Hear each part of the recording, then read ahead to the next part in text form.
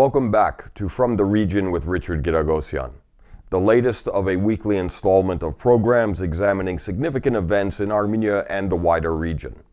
This week's show will focus on three specific issues: independence, individuals, and institutions. More specifically, this past week has seen many developments in each of these areas, but mainly centered around the issue of independence. We have Armenian independence on September 21st. We also recently celebrated the 20th anniversary of the independence of Nagorno-Karabakh. More specifically, on September 2nd, 1991, the Nagorno-Karabakh Republic officially declared its independence from Soviet Azerbaijan. And in many ways, this recent anniversary of Karabakh independence is significant not only for being the 20th anniversary, but because it featured Presidents Serge Sargsyan, former President Robert Kocharyan, and a number of other senior Armenian officials participating in commemorative ceremonies held in the Karabakh capital Stepanakert. But what is important about that is when we look at independence, during the early 1990s, during the early stages, the infancy of Armenian independence, independence for the Republic of Armenia depended a great deal on individuals. Much more on individual decisions, right or wrong, and much less on institutions. We are now at this period of Armenian independence, 20 years later, approaching the same situation, or returning to the same problem, where decisions are much more in the hands of individuals rather than institutions, and are subject to individual mistakes or performance, rather than based on institutional performance and strength. Now, one of the key officials that was in Stepanakert, marking the anniversary of Karabakh independence, was Armenia's defense minister, Seyran Ohanyan. Ohanyan himself is a former minister of defense for Karabakh, but he was in his capacity as Armenia's minister of defense, and he did make a very interesting speech. In Defense Minister Ohanyan's remarks during the official ceremony, he noted that proudly in Nagorno-Karabakh, according to Defense Minister Ohanyan, there was virtually no gap between the rulers and the people.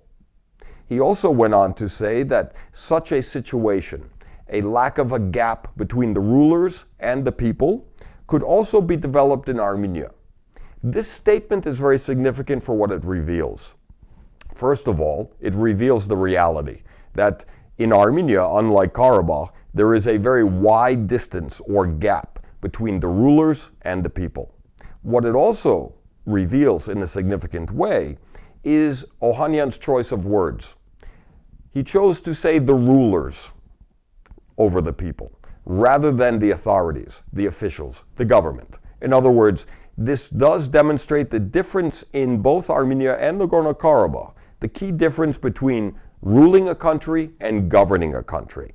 This is actually a problem, where governing a country implies building consensus among the population and serving the people in terms of governance. Ruling a country is quite different. A ruler or a system that rules over its people treats its citizens like subjects.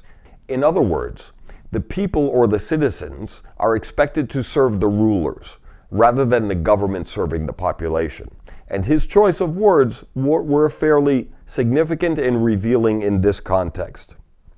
But when we talk about independence, whether it's of Karabakh or Armenia, we note one concern, that independence depends, dangerously so, on individuals rather than institutions.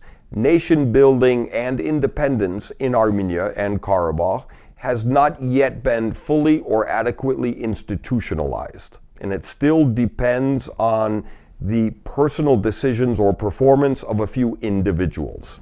What this also reveals is that independence for Armenia and Karabakh is still fairly incomplete and is not assured or adequately defended. One of the most recent examples this past week of the weakness, the fragility, and the vulnerability of Armenian independence came from Russian Ambassador Kovalenko. In a speech in Gyumri on September 1st, the Russian ambassador answered public criticism of a new Russian policy to promote the emigration of Armenians to the Russian Federation. The Russian ambassador, in his remarks in Gyumri, noted and answered critics of this Russian policy to promote emigration of Armenians by saying and noting that the Armenians were not being forced to leave Armenia. If conditions were better in Armenia, they would stay in Armenia. This is quite true. But the reason this ambassador's statement and the Russian policy to promote the emigration of Armenians is especially damaging and insulting to Armenian sovereignty and independence is mainly because of the nature of the Russian policy. It's one thing for the American government, the French government, or even the Russian government to accommodate Armenian immigration. It's quite another for a foreign government within Armenia proper to promote a policy designed to encourage Armenians to leave.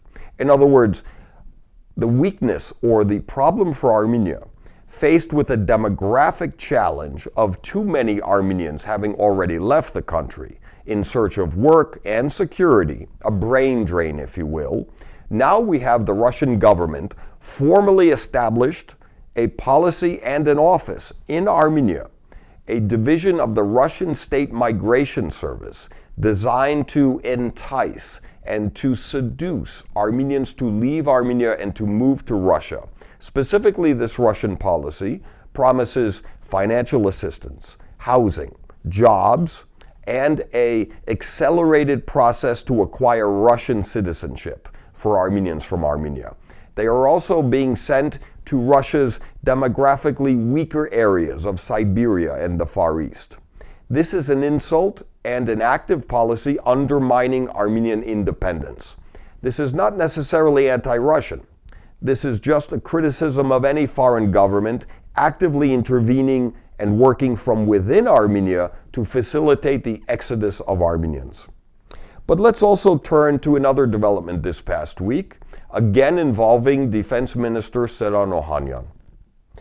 There was a demonstration of 100 people in front of the government office only days ago. This demonstration on September 2nd took place while the Armenian government had its weekly cabinet meeting. The demonstration was a spontaneous activity organized by a new civic group, not political, merely civic activism. This new group, calling itself Army Without Murderers, was formed and activated and mobilized in response to the death of an 18-year-old Armenian soldier, Agassi Abrahamyan. It's a name we should note and remember. Agassi Abrahamyan was an ordinary Armenian soldier. Unfortunately, it wasn't his life as an Armenian soldier that made him stand out and that makes his name worth remembering. It's his death that makes Agassi Abrahamyan especially noteworthy and a symbolic demonstration of a problem within the Armenian armed forces. Agassi Abrahamyan finished his 18-year life on a very tragic note. His body was found displaying signs of abuse, beating, assault, and possibly torture at the hands of fellow Armenian officers. This is not an isolated incident, and unfortunately, it even follows a similar case on August 19th. Vardan Sevyan, at a military facility in the Armenian city of Goris, suffered a fatality and was killed under the similar circumstances. What's most interesting about this demonstration was it is politically neutral. It is a critical national issue to return pride and professionalism within the Armenian armed forces. The reason this is an issue of concern that we need to raise even further is mainly because the Armenian armed forces is one of the most trusted and attractive institutions in Armenia today. But now it depends more on an individual, Defense Minister Ohanyan, to actually correct unacceptable abuses like this. And what I'm pointing to is a statistical aberration or a bigger problem within the Armenian military. If we look at official statistics for last year, the year 2010, 43 Armenian soldiers were killed by other Armenian officers, non-combat hazing-related deaths. Compare the 43 Armenian soldiers who were killed by their own officers. At the same time last year, 11 Armenian soldiers were killed by Azerbaijani soldiers. In other words, the state of war, undeclared war over Nagorno-Karabakh still exists. The threat from Azerbaijan is only increasing. Snipers and other offensive threats to the well-being and security of Nagorno-Karabakh continue every day. 11 Armenian soldiers were killed by Azerbaijani snipers. But at the same time, 43 Armenian soldiers were killed for no other reason than based on the criminal abuse of their own officers. This is especially egregious because the armed forces of any country has a sacred obligation to protect those that enter the armed forces. Far too many Armenian families send their children and their sons to the army and are now receiving bodies in return or corpses. This is grossly unacceptable. And in terms of individuals, it's not only Defense Minister Ohanyan who needs to be more accountable. The Army Chief of Staff, for example, the Chief of Staff of the Army, General Khachaturov, who has never ever made a public statement about this situation, he also needs to be called to account. In many modern countries, we see either the head of the army or senior officers resigning or being punished for the criminal activity of those in their ranks. We need such accountability here. We also see developments in foreign policy, however. When we turn to foreign policy, the interesting initiative that we see was on September 2nd. The Armenian government officially recognized the Libyan opposition movement against Gaddafi. Interestingly, Armenia and Libya had no diplomatic relations. So it wasn't a question of refusing to no longer recognize the government of Gaddafi, but establishing diplomatic relations by recognizing the opposition in Libya. Ordinarily, this would be a wise move. It would also be a sign of Armenian foreign policy flexibility and innovation. In this case, however, I'm fairly critical, because it also shows the weakness of Armenian independence. The Armenian government's decision to recognize the Libyan opposition in terms of foreign policy only came a day after the Russian Federation did the same thing. It was much more about mimicking what Russia is doing, much less about Armenia searching for creative and innovative ways to exercise greater flexibility and innovation in its foreign policy. We also see another interesting development in Azerbaijan this past week in terms of foreign policy.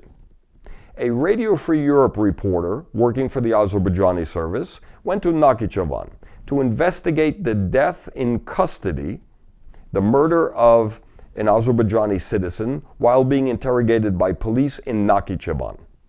This particular Azerbaijani who was killed under interrogation or torture was accused of being a spy for Iran. What was interesting, and especially because it happened in Nakhichevan, which holds an important place in recent Armenian modern history, it also reveals an interesting pattern by the Azerbaijani government. It was the Radio Free Europe reporter, in covering and investigating this case, that was himself arrested by the Azerbaijani security forces in Nakhichevan. Interestingly and ironically, he was deported to Iran from Nakhichevan and told to find his own way back to Baku, but once inside Iran, where Radio Free Europe is classified as a criminal organization. The other interesting foreign policy development this past week, with direct implications for Armenia, was Turkey's decision on September 2nd to expel the Israeli ambassador to Turkey and to again cancel all military cooperation and relations between Turkey and Israel.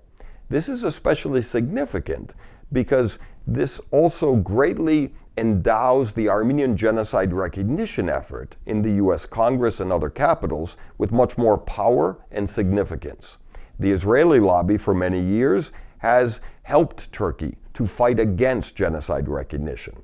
But given this circumstance, given the deterioration and decline in relations between Turkey and Israel, genocide recognition should be expected to carry even more weight in the American Congress and the international community. Finally, let's turn to individuals. Again, looking at the relationship between independence and individuals, we also have another name this past week, Colonel Makar Ohanyan, the former head of the Armenian Traffic Police. He was arrested. He was arrested for corruption, but a specific kind of corruption. He was arrested for embezzling or stealing 250 tons of gasoline that was the property of the police. In other words, he was stealing from his fellow policemen. Just as in the army, our problem is officers killing the soldiers, this is a case of corruption within the traffic police where one policeman was stealing from other policemen. This is a problem not of individuals alone, because in this case, the accountability is institutional. The problem of corruption within the police is institutional. But the new individual in this case is not Ohanyan. It's actually the head of the National Police Force, Alik Sargsyan, who must now be held to account for the criminal negligence and corruption within his own police forces. What this also means, like other countries, is many times when criminal cases of such unacceptable abuse are uncovered, the senior member, the senior figure, whether it's the head of the police or the Army Chief of Staff, are forced to resign on principle, to set an example. What we also need to do is to focus on the challenge of building stronger institutions in Armenia rather than stronger individuals. This is the key to independence, real independence. And it is nice, and it was festive, to celebrate the 20th anniversary of Karabas Declaration of Independence. But as we move to September 21st and Armenian Independence Day, we need to focus more on building and sustaining real independence, to which we are still far too dependent on the internal problems, whether it's oligarchs, whether it's corruption, whether it's abuse within Armenia. We no longer can afford to turn a blind eye and ignore the unacceptable. And in this way, the key to real independence lies with strengthening of the institutions and to institutionalize democracy, rather than to continue to depend or to rely on only individuals. Thank you for watching, and until next time, thank you.